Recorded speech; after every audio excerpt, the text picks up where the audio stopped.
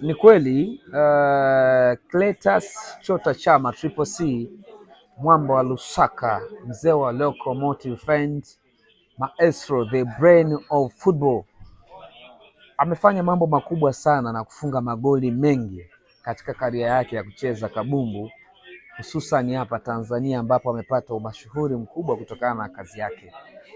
Binafsi imetangaza magoli mengi ya Chama bora na ya kuvutia mno, lakini so far naweza nikataja magoli mawili. Moja ni lile ambalo nimetangaza mimi na lingine ambalo sijatangaza mimi.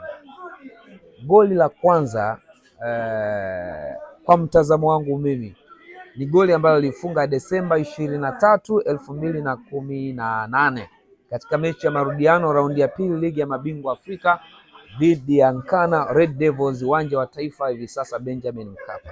Unaweza kaliona hilo goli, nafikiri hilo ndo goli bora la muda wote la Chama, pasi ya Hassan Dilunga HD, na ni goli ambalo liliwapa Simba ushindi na kuqualify moja kwa moja hatua ya makundi ya CAF Champions League baada ya kupita miaka 15. Sasa ni thamani kubwa hilo goli kwa sababu liliwapa ushindi Simba Sports Club.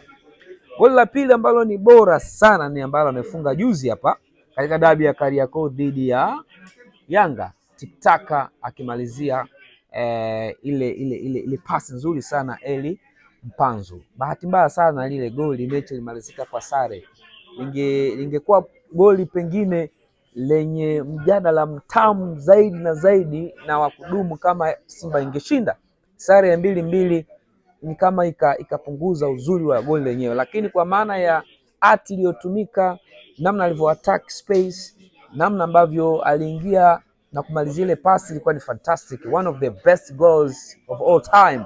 Ni goli bora mno la mwamba wa Lusaka Triple C. Kwa hiyo mimi nasema goli dhidi ya Nkana ni goli namba 1, goli la pili ni dhidi ya Yanga katika dabi ya Kariakoo. Hayo ni magoli mawili makubwa na ya thamani sana ambayo yamefungwa na Clatous Chota Chama Triple C katika karia yake ya kabumbu. Chama ni mchezaji mzuri, Chama ni mwanaume, Chama na kiwango kizuri cha kumtazama na kufurahia, sababu na wakati mwingine ndio sababu ya watu wanalipa viingilio kupata burudani ya kabumbu. Chama oye!